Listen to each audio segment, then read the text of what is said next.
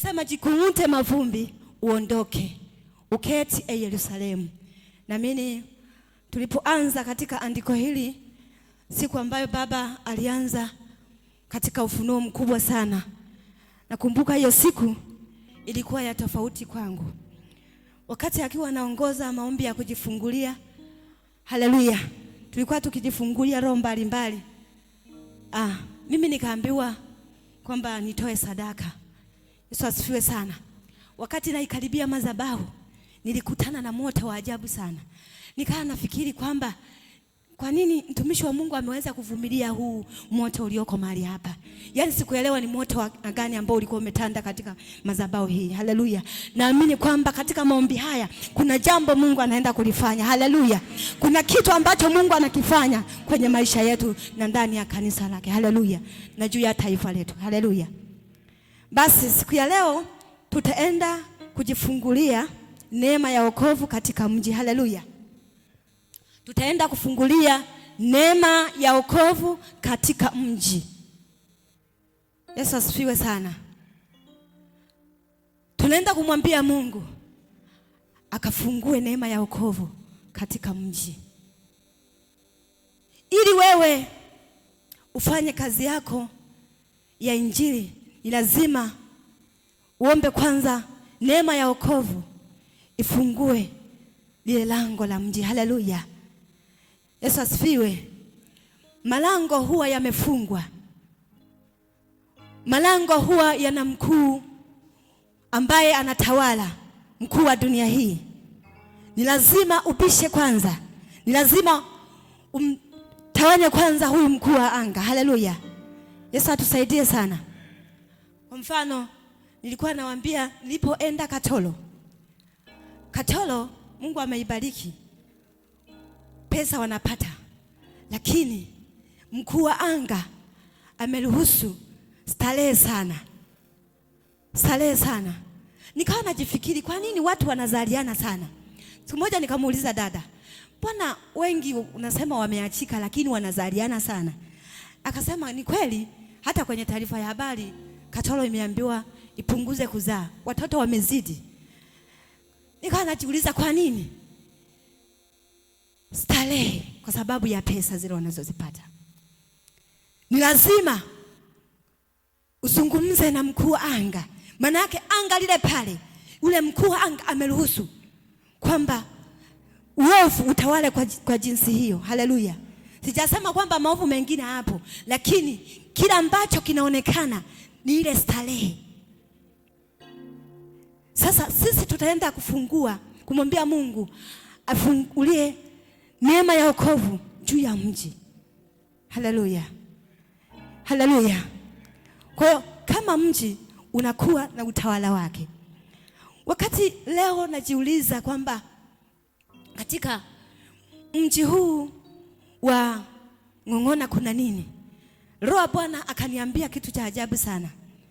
Sijajua kama ningelibahatika kukaa na wazee wa mji ambao walijua tangu enzi, ningelijua ni nini. Lakini nilichokiona rohoni ni kitu cha ajabu sana. Sasa tusaidie. Nikaona kitu hiki kwamba wale wazee wa mji huu walipanda mlimani. Walipopanda mlimani walikuwa na sadaka zao. Walipopanda mlimani wakafunga zile roho za kuabudu. Sijui unanielewa? Walipofunga zile roho za ibada, wakaweka mipaka. Na mipaka hiyo walizungusha kwamba hakuna mtu atakayevuka. Hakuna mtu atakayepiga hatua. Maana atakayeinuka huyo atarudishwa. Wao wakatoa na sadaka. Sijui mnanielewa? Sijui mnanielewa? Hawa ni wazee wa mji. Sijajua watu wa zamani ambao wanaelewa historia ya mji huu wa Ng'ong'ona. Walipanda juu ya mlima. Sijajua ni mlima gani. Wakafanya matambiko yao. Wakasema hata kuwepo mtu wa kuinuka katika kuabudu.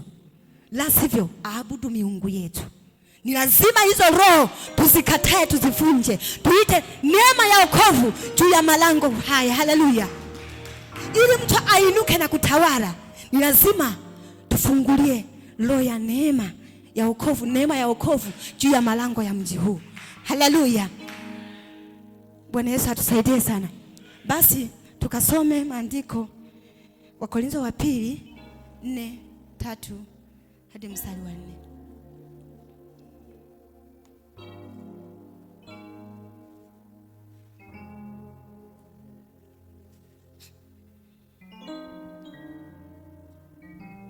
Wakorintho wa pili ndio hii hapo inasema, lakini ikiwa injili yetu imestirika kwa hao wanaopotea, mstari wa 4, ambao ndani yao Mungu wa dunia hii amepofusha fikira zao wasioamini, isiwazukie nuru ya injili ya utukufu wake Kristo, aliye sura yake Mungu. Haleluya. Tunarudi mstari wa 3. Lakini ikiwa injili yetu imestirika kwa hao wanaopotea. Kumbuka kwamba Yesu alikuja kwa wale waliopotea. Sasa anatuambia nini? Anasema ikiwa injili yetu imestirika kwa hao wanaopotea, hao ambao hawajui chochote, ambao wako gizani. Mstari wa 4 anasema, ambao ndani yao Mungu wa dunia hii amepofusha fikira. Kumbe tunaona kwamba Mungu wa dunia hii anapofusha fikira. Maana yake mtu huyu hawezi akapokea ile injili. Kwa sababu nini? Fikira yake imefungwa. Hawezi akaelewa.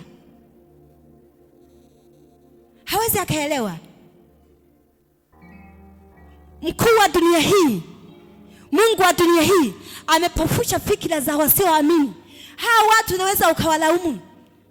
Kumbe kuna mkuu ambaye amepofusha, amewafanya hawa watu wasielewe. Amefunga fahamu zao. Ujue ni kitu kibaya sana kama kufungwa ufahamu. Ni kitu kibaya mno. Ni bora akakufunga kwenye eneo jingine, utasaidiwa na majirani. Lakini mtu ambaye amefungwa ufahamu wake hawezi akafikiri, hawezi akawaza chochote. Yani anachokifanya yeye anaona ni sawa sawa, anachokifikiri yeye anaona ni sawa sawa. Haijalishi ni kitu kibaya. Je, ni nani atakayesimama kusema na hawa watu? Ni nani ambaye atakayeinuka na kusema na hawa watu, kuwafanya hawa wamuone Yesu Kristo? Ni mimi na wewe. Inatubidi tusimame ili kwamba waione ile nuru ya Kristo, ikapate kuangaza ndani ya fahamu zao, ikapate kuangaza ndani ya akili zao, ili hawa watu wakapate kufunguliwa. Haleluya. Ni lazima leo tukaseme na mkuu wa dunia aliyefunga malango haya, aliyeifunga Dodoma. Na kitu kingine ambacho niliona kwa wakuu wenye mamlaka. Yani nikaona watu wamevaa vizuri, wana vyeo vyao, lakini wana maisha ya usiri ndani yao wanaoyafanya. Watu wamekalia vyeo, lakini wanachokifanya, yani wana maisha tofauti na tunayowaona sisi. Unaweza ukasema kwamba mbona yule kiongozi mzuri, kumbe kuna maisha yake binafsi anayoyafanya. Ni maisha tofauti kabisa na jinsi ambavyo sisi kwa jicho la mwilini tunavyowatazama. Yesu atusaidie. Je, ni nani atakayewasaidia hao watu? Ni lazima tuinuke na kupaza sauti zetu kumwambia Mungu achie fikira zao. Yeye ambaye amewapofusha anafanya nuru ya injili wasisikie. Haleluya. Tuko tayari. Mwambie jirani yako kwamba haujaokolewa kwa ajili yako. Haujaokolewa kwa ajili yako, mbona unazubaa? Umeokolewa kwa ajili ya wengine. Umeokolewa kwa ajili ya wengine. Hata kuzubaa, hii ni kazi. Haleluya. Hii ni kazi. Tunaposema mkuu wa dunia hii, usifikiri ni kazi rahisi. Usifikiri ni kazi rahisi. Haleluya. Inahitaji kujikana na uwe na moyo wa kujizabihu, kwamba yani ule wa huruma. Moja ya kitu ambacho tunafeli tuliookoka ni kufurahia mabaya. Ni kufurahia mabaya. Ukiona unafurahia mabaya, jua kwamba bado nuru ya wokovu haijakuingia. Neema ya wokovu haijawa ndani yako. Ukiona unaenjoy kwamba fulani ameanguka, mbona huyu anafanya hivi, unafurahi ndani ya moyo wako haumia, haushtuki, jua kwamba neema ya wokovu unahitaji kuomba ikusaidie. Haleluya. Yesu atusaidie. Haya, tunaona kwamba mkuu wa dunia hii amepofusha fikira zao wasioamini, isiwazukie nuru ya injili ya utukufu wa Kristo aliye sura ya Mungu. Leo tutaenda kusema na mkuu wa dunia. Haleluya. Aachie. Haleluya. Watu walioibiwa, waliotekwa. Wakorintho wa kwanza 1:18.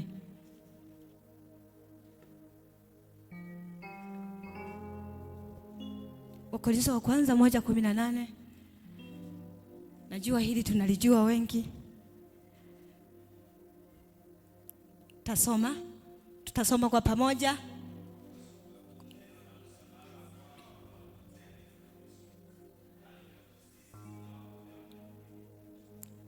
Haleluya. Maandiko yanatuambia kwamba kwa sababu neno la msalaba kwao wanaopotea ni upuzi, bali kwetu sisi tunaokolewa ni nguvu ya Mungu. Neno la msalaba hao ambao waliopotea ni upuzi. Maana yake wao hawaelewi nini maana ya msalaba. Lakini sisi ambao tumefunguliwa macho, tunaelewa nini maana ya msalaba. Ni lazima sasa tuwafikishie habari za msalaba hao ambao wamepotea. Haleluya. Ili wapate kuelewa nini maana ya msalaba. Maana yake neno la msalaba kwetu sisi ni nguvu ya Mungu. Wao hawana nguvu ya Mungu. Wamefungwa na huyu mkuu wa dunia. Leo tutaenda kufungulia. Nilipokuwa katika maeneo ya Tabora kule, mkuu wa anga kule anatawala na roho za uganga sana na uchawi. Yaani hauwezi ukapita njia panda haujakuta labda mafiga, viungu, yaani matambiko manini. Uganga unatawala sana. Na ndio maana kule injili, wainjilisti wengi wanapigwa, wengi wanatoka wakiwa vilema. Ni kwa sababu gani? Yule mkuu wa anga amefunga. Yaani mtu hayuko kusikia habari za Yesu Kristo, yaani yuko tayari aende motoni. Ni kwa sababu gani? Anga lile limefungwa. Mtu akiumwa kidogo ni kwa waganga. Mtu akiumwa kidogo anaenda kujiangalizia. Tunamshukuru Mungu afadhali sisi huku. Kuna maeneo mengine, yaani unaweza ukatembea kilomita 50 haujawahi kuona kanisa. Na kanisa liko fichoni pembezoni. Ni kwa sababu gani? Injili bado haijaenea. Sijui unanielewa? Tembea uone, ndio utajua kwamba kumbe kuna watu wanateseka. Mkuu anga akikupofusha fikira, utaamini hata kitu cha uongo. Sijui unanielewa? Leo ukiambiwa kwamba mwanao amelogwa, wewe utaamini juu ya ushirikina. Juu ya ushirikina. Kumbe hamna. Mtoto wa dada alipofariki, walijua kwamba mtoto amelogwa. Kumbe mtoto alimaliza maji, kwa sababu kule hospitalini hamna. Hauwezi ukapata, yani mpaka usafiri, yani ni mbali sana. Mtoto ameanza kuumwa, anaenda tu kwa mkunga, anamwangalia, anampa Panadol, Miseto, anarudi. Yule mtoto alikosa matibabu kwa wakati, lakini mganga anasema kwamba wachawi wamemchezea huyu mtoto. Mtoto alikosa maji. Unaona sasa mkuu anga anavyopofusha fikira za watu. Kumbe yule mtoto angewahishwa kwenye matibabu. Sio kwamba kila mtu anayekufa, wengine wanakosa huduma za kwanza. Hivi jiulize, mtoto ana wiki anaumwa, anapewa mseto. Halafu nakuja kupata usafiri bodaboda ni 20,000. Utoke hapo tena usafiri wa gari ni 20,000 ndio upate hospitalini, mahali pa kutibiwa, hospitalini, dispensary. Kama maji si ameshaisha, mtu umeshampoteza. Nini? Watu wamepofushwa. Wanaamini juu ya uganga. Mungu atusaidie. Leo tutaenda kulitangazia anga. Haleluya. Tutaenda kuzungumza na mkuu wa anga. Tukaombe neema ya wokovu ikajilie mji huu. Neema ya wokovu ikaujilie mji wa Ng'ong'ona. Haleluya. Tuko pamoja au tuko pamoja? Yesu ni Bwana. Haleluya. Tutaenda kuomba katika neema ya wokovu. Ombi letu la kwanza, tutaenda kuomba kwamba tunafungulia fikira za watu wa mji huu kuzukiwa kwa nuru ya Injili ambayo tumekuja kusoma katika Wakorintho wa pili 4:3. Lakini ombi jingine tutaenda kuomba kwamba roho ya utii wa Injili kwa kila nafsi isikiayo Injili. Nitarudia tena. Tutaenda kuomba roho ya utii wa Injili kwa kila nafsi isikiayo Injili. Roho ya utii kwa kila nafsi inayosikia Injili. Kumbe unaweza ukapeleka Injili yako na isisikiwe, na wakasikia lakini hawasitii, wasichukue hatua. Unasema mbona Mungu nimefanya kila ulichoniambia? Kumbe kwenye eneo la utii watu hawako tayari. Na mbaya zaidi, kizazi hiki tuko tayari kwa ajili ya kuona miujiza, lakini sio kumpokea Yesu Kristo. Mtu yuko tayari apokee kila ulichonacho, lakini sio uliye naye. Sijui unaniamini nikisema ulichonacho ni kitu, lakini uliye naye ni Yesu Kristo. Wako tayari kupokea. Wewe kama umeenda na sabuni watachukua, umeenda na maharage, umeenda na pesa watachukua, lakini hawako tayari kumpokea huyu Yesu Kristo uliowapelekea. Tuko kwenye injili mbaya sana. Kwenye kizazi kibaya sana. Kinataka vitu kuliko kumtaka Mungu uliye naye. Na ndio maana sasa hivi mtu yuko tayari kupokea mafuta, lakini sio kumpokea Yesu. Kama unakataa, wewe angalia tu hata kwenye makutano. Kwenye mafuta wanapanga foleni, lakini kwenye kumpokea Yesu ni wachache. Sijui unanielewa? Nini? Hii roho ya utii haipo tena. Tunaenda kumwambia Mungu roho ya utii kwa wale wanaoisikia Injili. Haleluya. Kila atakayesikia Injili akatii na akasadiki. Tuko pamoja. Haleluya. Tuko pamoja. Amina. Ombi la tatu, tunaenda kufunga roho za udini na udhehebu kwenye anga la Dodoma.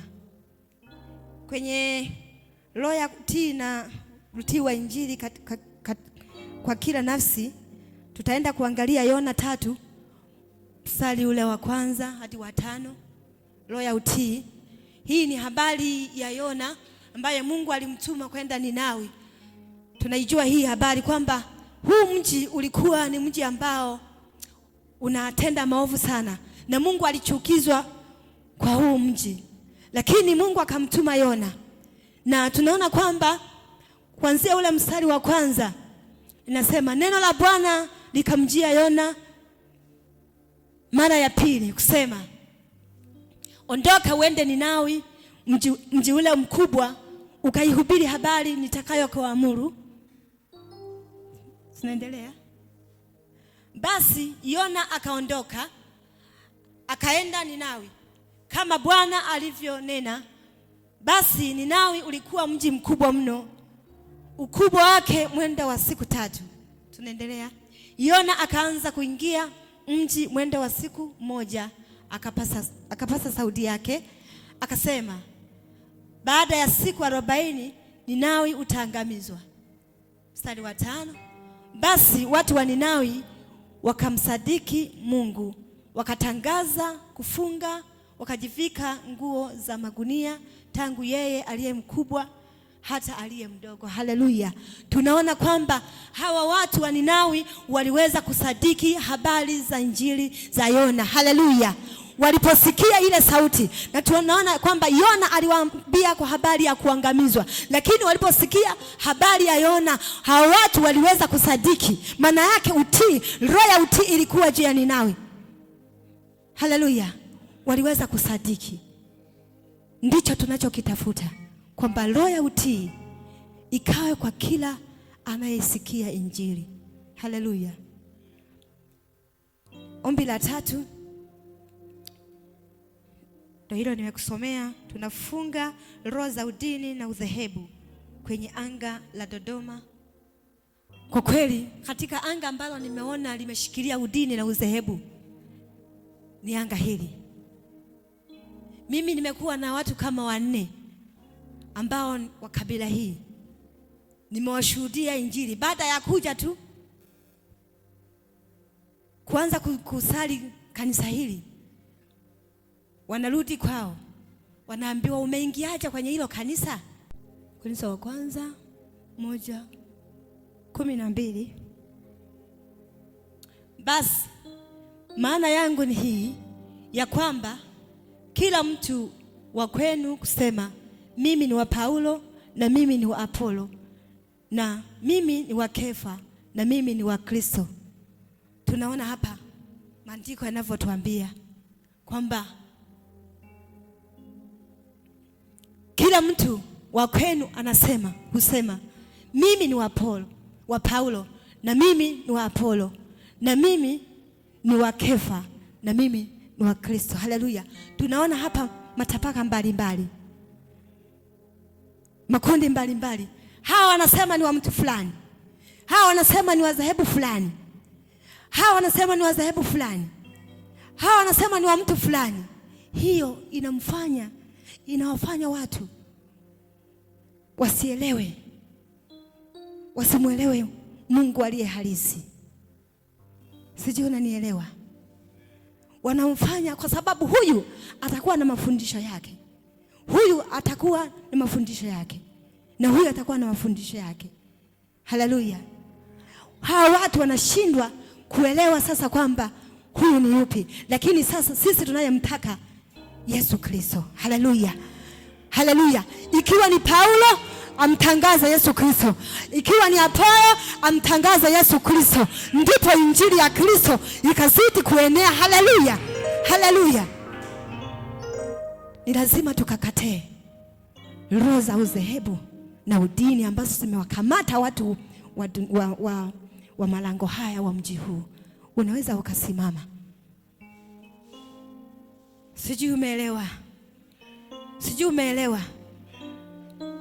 Ni ngumu sana kumpata mtoto wa kiroho halafu katembea naye na ukaja kugundua chanzo cha kurudishwa ni nini.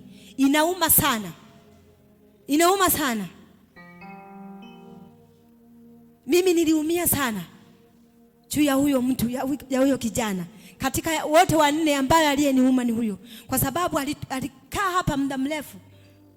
Kati ya miezi 3 au 2 alikaa hapa.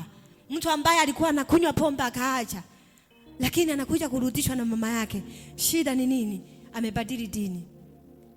Amebadili dini. Yaani inauma sana. Ni lazima tukaombe kwa mzigo. Ni lazima tukaombe kwa kina. Sijui unanipata? Kama imekutokea wewe, unajua maumivu yake. Na unajua kwamba mtu anapookoka, anapompokea Kristo na unaona anabadilika, anaacha tabia fulani, furaha ya moyo wako inakuaje? Unaelewa? Unaelewa? Na unajivunia pia. Si unajivunia kwa sababu yako, ni kwa sababu ya Kristo, si ndio? Lakini inauma sana unapoona kwamba mtu ameinuka anarudi nyuma tena. Huwa kuna maumivu, sidhani kama ninapata mimi mwenyewe, nadhani na wewe unayapata. Tunaenda kuomba kwa mzigo, kaombe kwa moyo wako. Haleluya. Tutaanza na ombi la kwanza. Bwana Yesu, Bwana Yesu, tunafungulia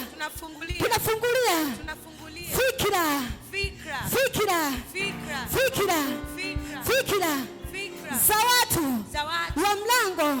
wa malango ya mji huu ambao mkuu wa anga amepofusha.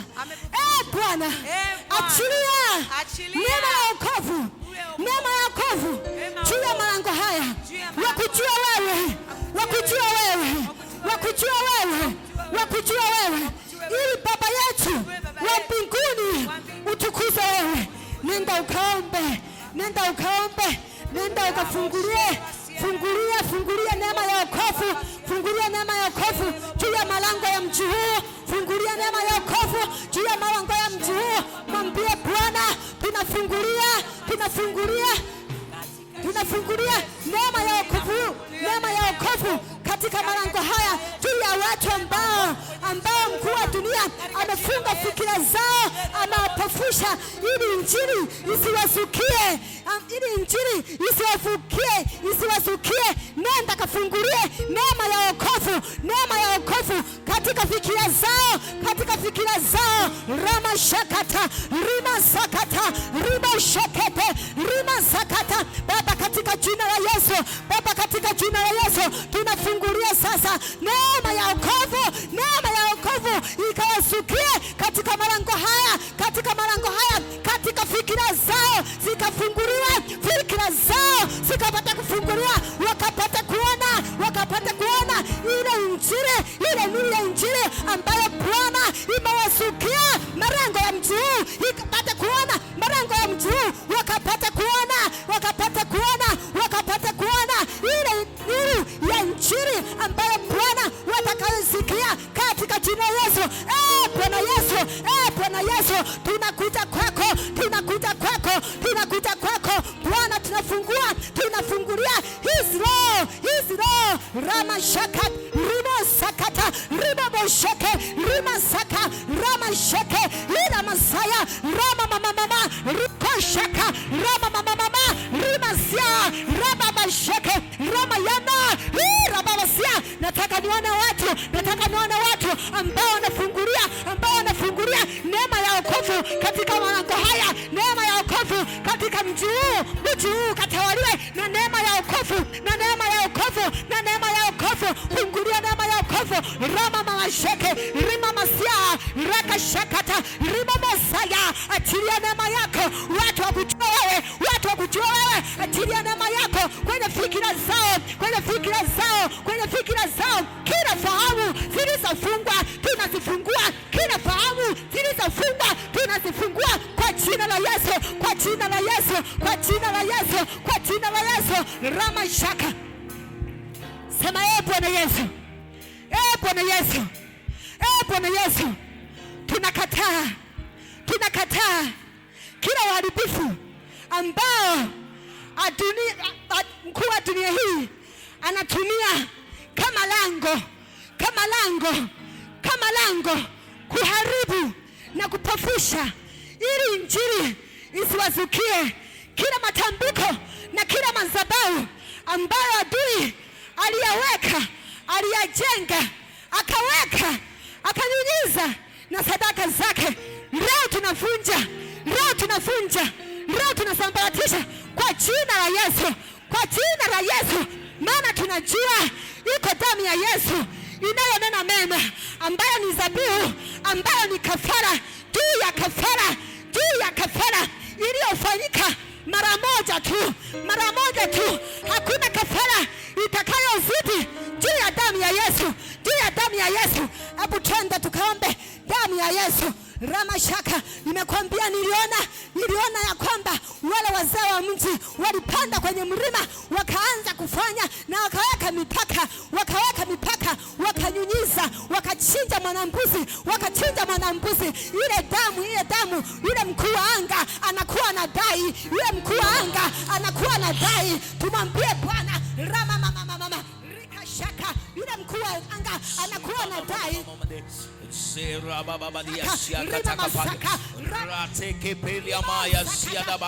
Tunanyunyiza damu ya Yesu kwenye madhabahu zao.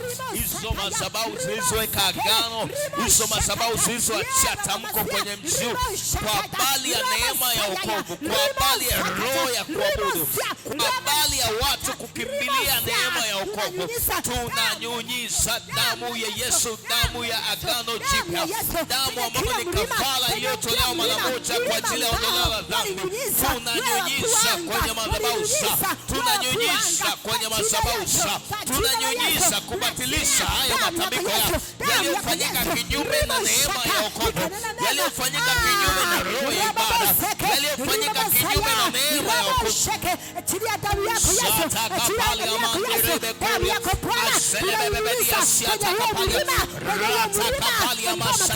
Tunabomoa hizo madhabahu juu ya milima ya mji wa Ngong'ona, tunabomoa hizo madhabahu juu ya milima ya mji wa Ngong'ona, tunabomoa hizo madhabahu juu ya milima ya mji wa Ngong'ona, tunabomoa hayo matambiko, tunayakosesha uhalali kwa damu ya agano inayonena mema. Kerababadia sanama ripapapa satakapalia kaya aselebebebedia sakataya. Tunajenga madhabahu ya Bwana kwenye milima ya mji, tunajenga hiyo madhabahu ya Bwana kupitia damu ya Yesu kwenye milima na vilima vya mji. Kerababadia sanama aselebebebedia sakataya. Hiyo madhabahu inayopiga wachungaji, hiyo madhabahu inayopiga makanisa, hiyo madhabahu inaleta faraka kwenye makanisa, tomaka kwa jina la Yesu, vunjika kwa jina la Yesu, vunjika kwa jina la Yesu, vunjika kwa jina la Yesu. Hiyo madhabahu inayopiga wachungaji, hiyo madhabahu inayopiga wainjilisti, hiyo madhabahu inayopiga huduma, hiyo madhabahu inayopiga kalama za watu, hizo kwa jina la Yesu, vunjika kwa jina la Yesu, vunjika kwa jina la Yesu. Ambazo zinazungumza kwamba habari ya injili isienee, watu wasiokoke ambao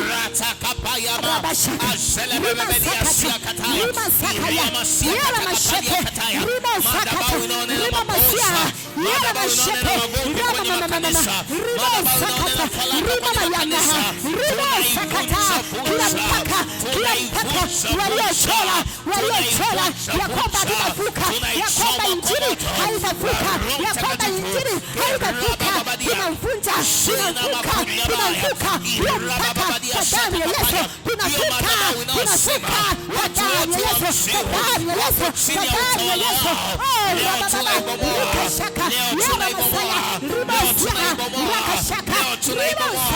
Hiyo madhabahu kutoka milima ya mashariki, hiyo madhabahu kutoka milima ya magharibi, hiyo madhabahu kutoka milima ya kaskazini, hiyo madhabahu iliyojengwa kwenye milima ya Ngong'ona,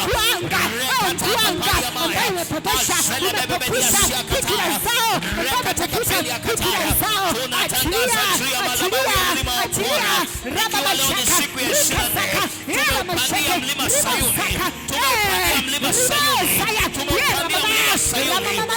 Tunatangaza watu wa mji wataokoka, tunatangaza watu wa mji watamjilia Bwana, tunatangaza neema ya wokovu itawazukia, tunatangaza njia zao zimefunguliwa.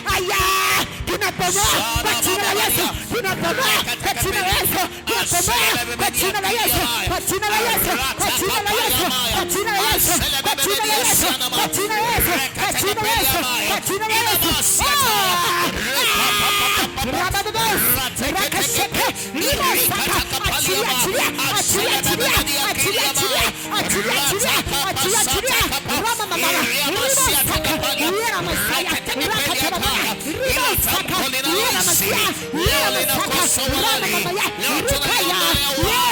Hilo tamko lililofanyika kwenye matambiko leo tunaliondolea mamlaka. Keda basiana maya rekateka peli akataya katika jina la Yesu. Sema Baba, katika jina la Yesu Baba katika jina la Yesu. Baba katika jina la Yesu.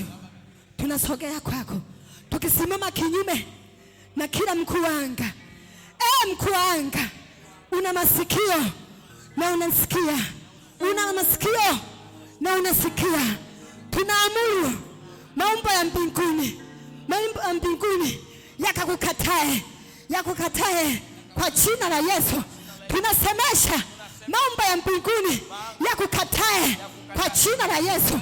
Katika madhabahu uliyoyajenga na kila matambiko unayoyafanya, haya maumbo ya mbinguni yakukatae kwa jina la Yesu.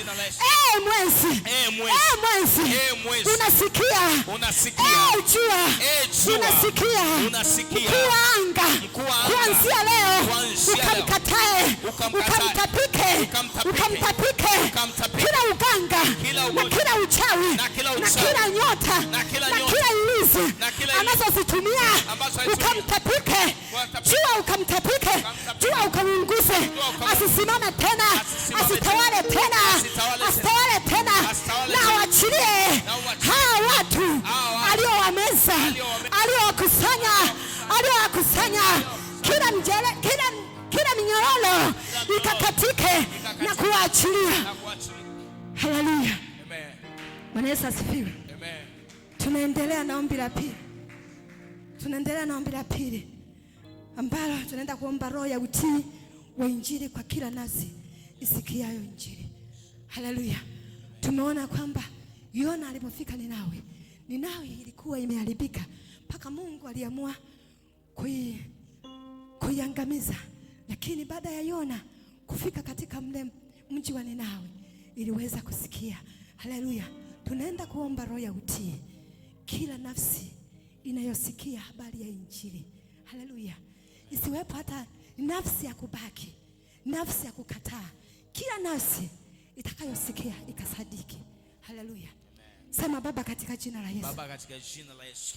Baba katika jina la Yesu. Baba katika jina la Yesu. Omba ukiwa umemaanisha. Omba ukiwa na shauku. Tamani kumuona mtu mmoja akibadilika. Sio kwamba kila mtu aliye kwenye ulevi anapenda. Kuna mwingine anakuambia, sio mimi ninayetaka. Sio kila mtu unayemuona kwenye ukahaba anataka. Hapana, ni kwa sababu wamefungwa. Sasa tunaomba ya kwamba hizo nafsi ambazo zimetekwa, ziko kwenye ulevi, ziko kwenye ukahaba, Mungu inaposikia habari ya injili zikapata kugeuka. Haleluya. Sema Baba katika jina la Yesu. Baba katika jina la Yesu. Baba katika jina la Yesu. Baba katika jina la Yesu. Hizi nafsi tunazileta kwako. Tunazileta kwako. Nafsi za watu hawa ambazo zinaenda kusikia hizi habari za injili. Na kila nafsi itakaposikia habari ya injili ikapata kutii, ikapata kutii na kusadiki habari zako. Bwana Yesu, achilia utii ndani ya hizi nafsi zikapata kusadiki.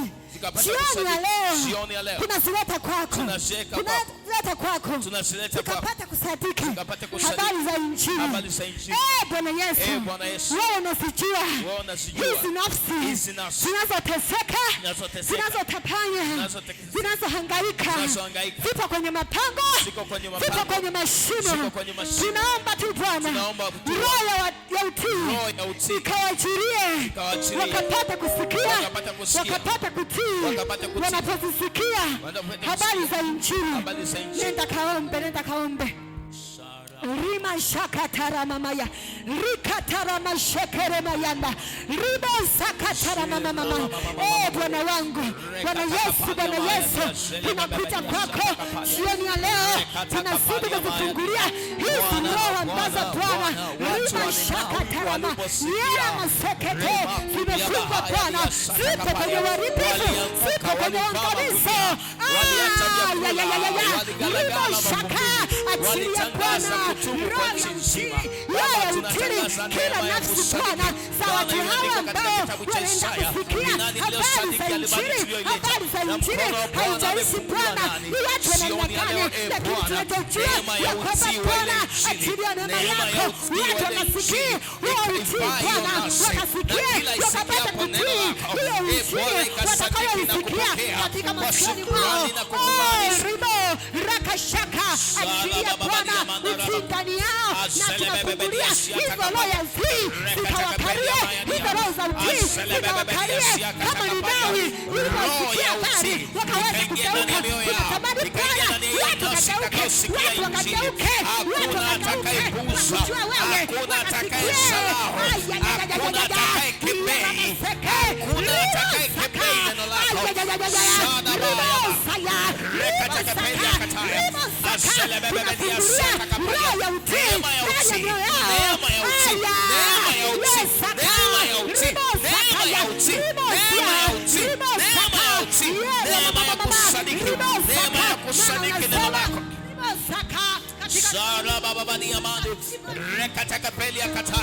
Akasadiki huyo binti, akasadiki huyo mama, akasadiki huyo kijana.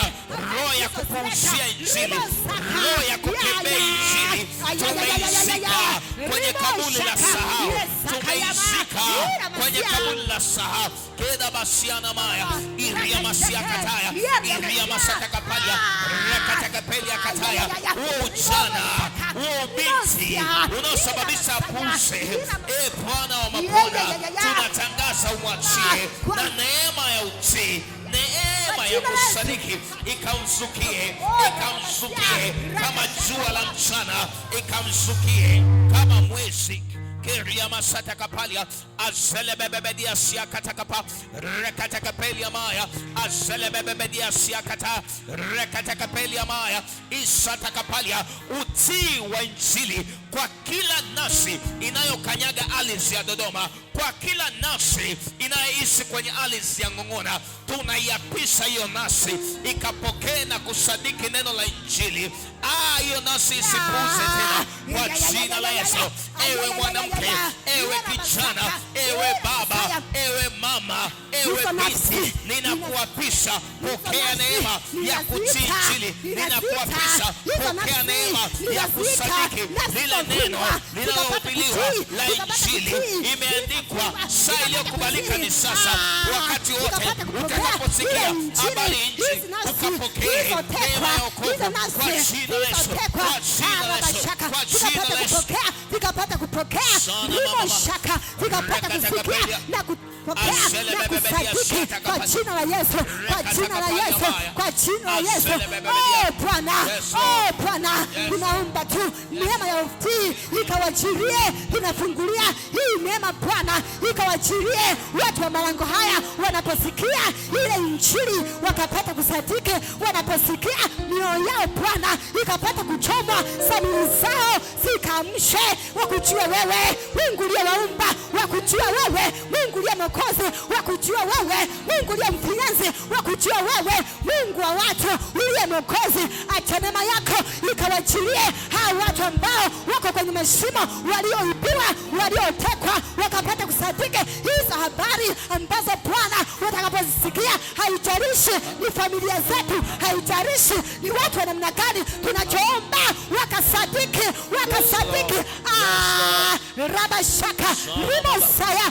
Bwana Yesu, achilia neema yako, neema yako, neema ya utii. Ramashaka, hizo roho zikasadiki kila habari njema itakayoipata ndani ya mioyo yao, ndani ya masikio yao.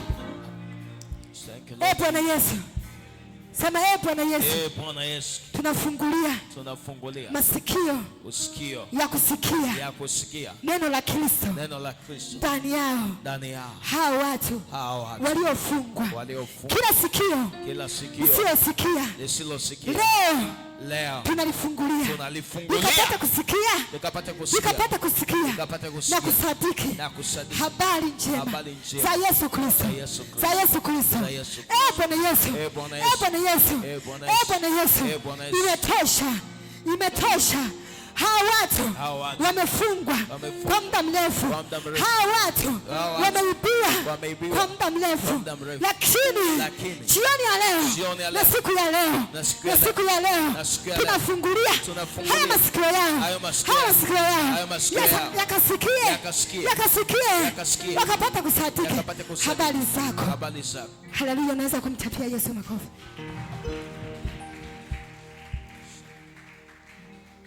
Tunaenda kufunga sasa. Tunaenda kufunga hizi roho za udini na udhehebu kwenye anga la Dodoma.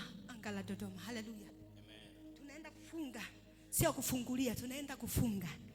Haleluya. Nakuomba ukaombe na hasira. Kila mtu anatamani kuwa na matunda yazaayo. Kuna matunda yasiyozaa na yanayozaa. Unaweza ukawa na matunda lakini hayana matokeo. Yesu anataka matunda yale yapatayo kukaa. Maana yake mtu anaposikia habari njema inabidi akae kwa Kristo, sio kuondoka. Sio kuondoka. Sisi lango letu la utimilifu halipo kwa ajili ya kuwaondoa watu, lipo kwa ajili ya kuwaketisha, na ndio maana linaitwa utimilifu. Linamketisha mtu anazidi kutimilika, hata kama watu wengine wanamsema vipi, lakini huyo mtu anapokuja mahali hapa anazidi kutimilika ndani yake. Sasa tunachoenda kukifanya, tunaenda kufunga hizo roho za udini na udhehebu. Zimeharibu watu wengi sana. Watu wanaamini juu ya mababu zao. Hao mababu wameshakufaga, wameshapita. Acha wapite. Kwa nini watu wanawashikilia? Ni lazima wamshike Kristo, sio kushika mababu zao. Lazima wamshike Kristo, sijui unanisikia? Sio kushika mababu zao. Hizo roho za udini ambazo mababu zao waliziabudu, mababu zao walizifanya, sisi tunaanza kuzikataa na tunaenda kufunga. Sema Baba katika jina la Yesu. Baba katika jina la Yesu. Baba katika jina la Yesu. Baba katika jina la Yesu. Tunafunga kila roho za udini na roho za udhehebu zinazotawala juu ya mji huu wa Dodoma. Ewe Dodoma, tunafunga hizi roho ambazo zinawatumikisha kwa muda mrefu. Jioni ya leo tunazifunga roho ya udini inayoitesa Dodoma, roho ya udhehebu inayoitesa Dodoma, ukaachilie. Na tunakufunga kwa jina la Yesu. Tunakufunga kwa jina la Yesu. Usiwepo tena. Usionekane tena. Kuanzia leo. Hautaitawala Dodoma. Hautaitawala Ng'ong'ona. Hautaitawala Makuru. Hautaitawala Kisasa. Tunakufunga kwa jina la Yesu. Na kwa damu ya Yesu. Nenda kafunge. Funga kila roho za udini na udhehebu. Hizi roho zinatuchosha. Lazima tuzikatae. Baba, ulituleta kwenye anga hili kwa kuwa uliamini tunayo mamlaka ya kufunga na kufungua, na umetupa mamlaka ya kufunga, na chochote tutakachokifunga kimefungwa. Leo Bwana, kwa mamlaka uliotupa, tunafunga roho za udini, tunafunga roho ya udhehebu iliyotawala anga la Dodoma, iliyotawala mioyo ya wakazi wa Dodoma, iliyotawala ardhi ya Dodoma, iliyotawala anga la Dodoma.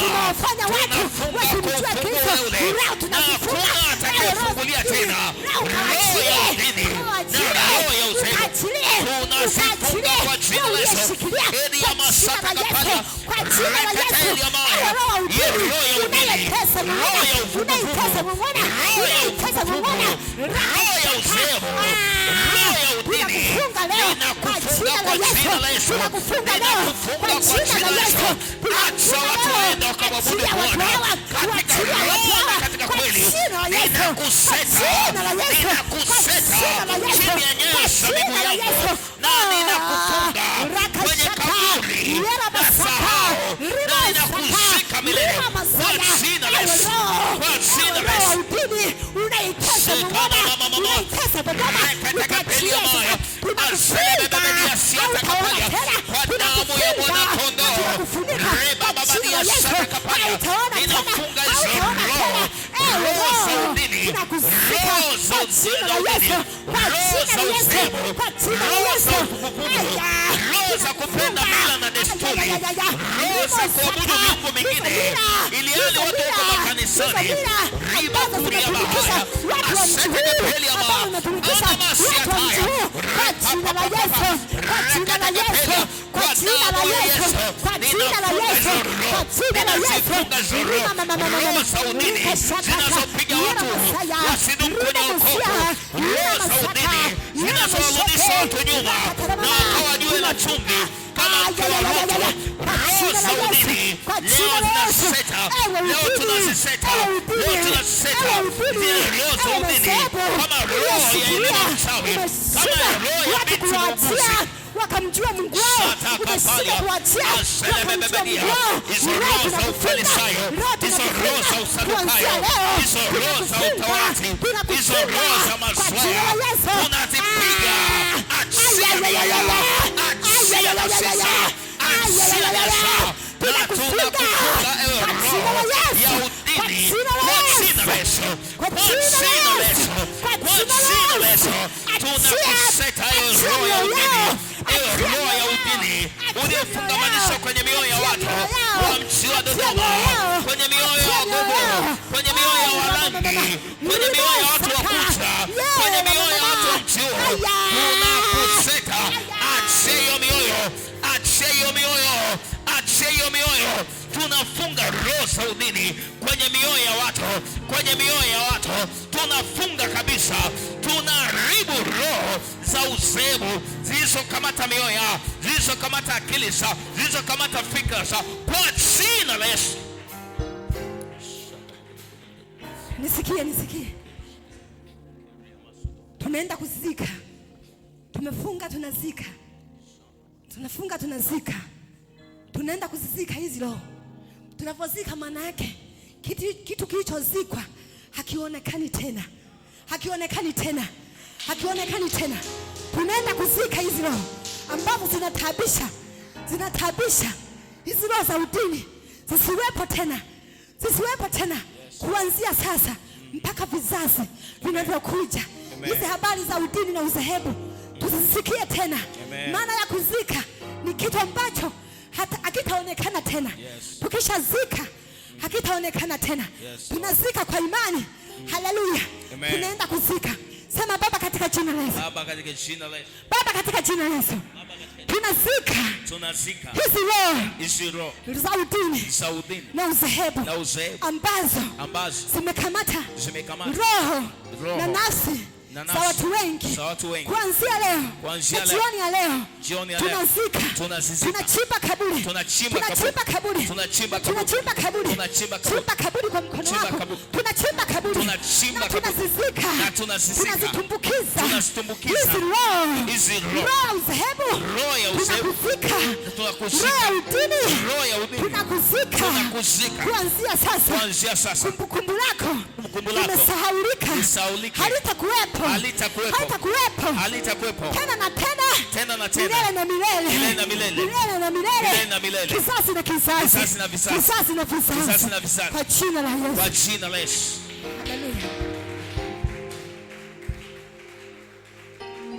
Haleluya. Amen. Yesu asifiwe. Amen.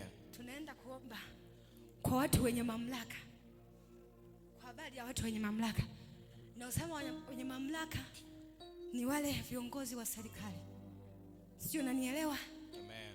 Watu wenye mamlaka tunaenda kuwaombea wakaishi maisha halisi, sio maisha ambayo wanaishi sio ya kwao. Haleluya. Amen. Siwezi nikakwambia vitu nilivyoviona. Haleluya. Amen. Ni vitu vya ajabu sana. Tunaenda kuwaombea hao watu. Mimi sijui majina yao, mimi sielewi, lakini nimeona watu ambao wamevaa bendera wamevaa mavazi ya CCM. Haleluya. Hawa watu wenye mamlaka sijui ni wakina nani. Wewe sema tu watu wenye mamlaka, mimi sielewi. Lakini tunachoenda kuombea waishi maisha halisi. Haya maisha wanayoishi Mungu hayapendi. Na kama Mungu anachukizwa, maana yake hata watu wa Mungu hatuwezi tukafurahia. Mungu wetu anachukizwa na hayo maisha. Sijui unanielewa? Natamani Mungu angekuonyesha na wewe ili ukaomba kwa mzigo zaidi, ukaombea watu. Kuna watu wanaishi maisha tofauti kabisa. Sema Baba katika jina la Yesu. Baba katika jina la Yesu. Baba katika jina la Yesu. Baba katika jina la Yesu. Tunawaleta mbele zako. Tunawaleta mbele zako. Hawa watu wenye mamlaka. Hawa watu wenye mamlaka. Hawa watu wenye mamlaka. Hawa watu wenye mamlaka. Hawa watu wenye mamlaka. Hawa watu wenye mamlaka. Wanaoishi maisha ya usiri kuliko kuishi maisha ya uhalisi. Bwana Yesu. Wewe ni mwingi wa rehema. Na mwingi wa rehema. Na tunajua ya kwamba unakumbuka rehema zako palipo na ghadhabu. Palipo na ghadhabu. Bwana Yesu. Jioni ya leo tunawaleta mbele zako. Tukiomba rehema zako zikaongelee hawa watu wenye mamlaka, wenye vyeo, waliokaa wamekalia viti kuiongoza vitu vya maamuzi, kuongoza nchi yetu. Bwana, kumbuka rehema jioni ya leo. Ninaomba kumbuka rehema jioni ya leo. Nenda kaombe, kakumbuke, kamwambie Mungu akumbuke rehema juu ya hao watu. Baba, katika jina la Yesu Kristo, tunawaleta mkononi mwako hao watumishi wako.